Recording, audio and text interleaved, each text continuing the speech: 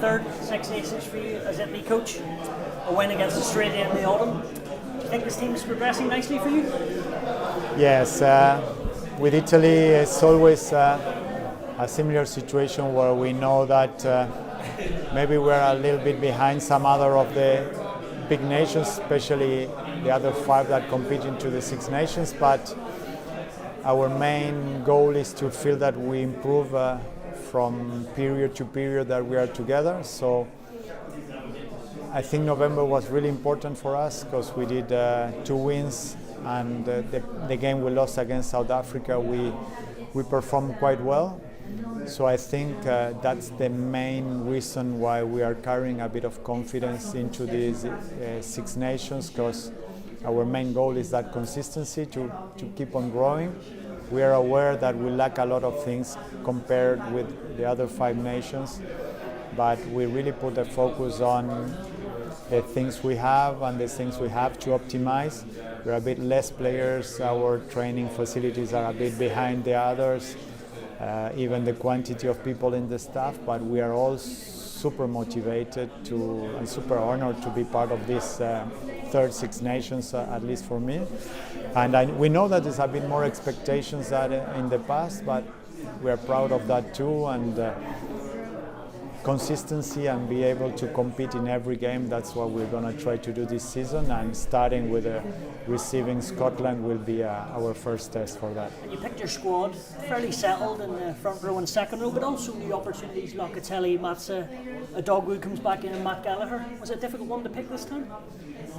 Yes, it was tough, but at the end of the day we have a bit more injuries than we had in the past. So in a lot of positions we had less choice because unfortunately we lost a couple of props, 2 or 3 really key third rows like Negri.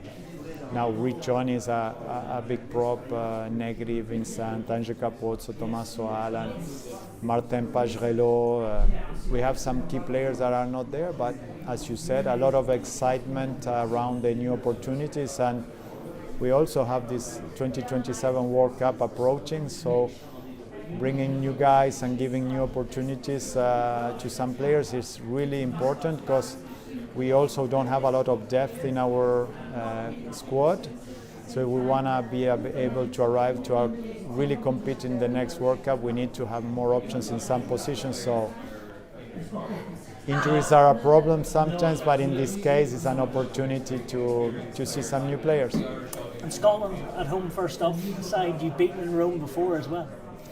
Yeah, that's the bad news. I can see the glint in your eye. Yeah, because I know how much little extra pressure puts on us the fact that we're gonna play Scotland, that are playing an amazing rugby. But talking to Gregor today, we were saying like the performance was so good, but because they couldn't finish winning against the All Blacks, they couldn't finish winning against Argentina. There's a little bit of pressure. Plus knowing that they didn't win 2 years ago, I think Scotland arrives with a forbidden loss in Italy to start the competition, so they will be super ready for that game. They will come with a lot of physicality, of motivation, because they need to start with a win the tournament. But for us, of course, a full Olympico stadium waiting for us, and the first game of a really tough Six Nations with only 2 games at home this year. We are preparing with a huge motivation for this game. We are starting the preparation tomorrow, and we will be ready, but we know that will be a tough one because Scotland played an amazing rugby in 2025. You talked about injuries, dealing without Vincent and Negri, but opportunities. Do you have aims for this tournament to try and win more than 2 matches? Or is it just, let's concentrate in Scotland and see how we go?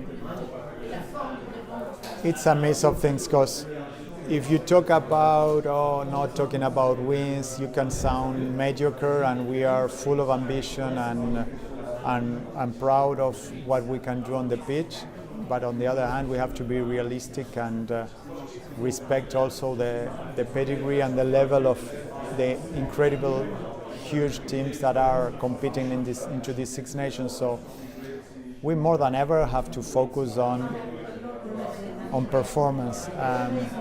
If we have the set piece we can have, if we defend with the passion that we can defend, and if we keep on putting the rugby we can put on the pitch, of course we're going to have opportunities, and that's what we do. We prepare our games knowing that we want to compete, we want to be on the game, we want to compete on the set piece, compete on the game management, put our pressure with our rugby against our oppositions, and knowing that some games maybe will be really not possible to win because some teams are really stronger, and if they are in a good day it will be tough.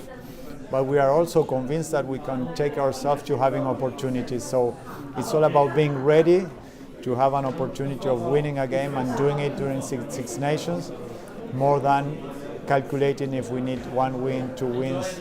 It will be super tough. The other team that struggled a bit the last seasons was Wales. But when we see Wales with all these new changes, they brought new coaches in, they have 38 players in their squad ready to defend the honor of the country, and we play in Cardiff, so it will be really tough to have wins this season, so we are not creating or putting too much pressure on us this season. And finally, no pressure, but if you take your opportunities and your set piece goes well, do you think your team's good enough to compete with anyone in this championship? I think when you see the last two Six Nations, on the first one we draw with France, we lost by 3 points against England. Last season we finished like really having a huge game against Ireland at home, really competing with that, a game that finished with 4 points. So we beat Scotland or Wales. So we already showed that we can compete to this against the 5 teams, but never in a same tournament with the 5 commitments in a row. So our biggest challenge this year will be to be able to compete and to be close to the 5 games, and then maybe an opportunity for a win comes.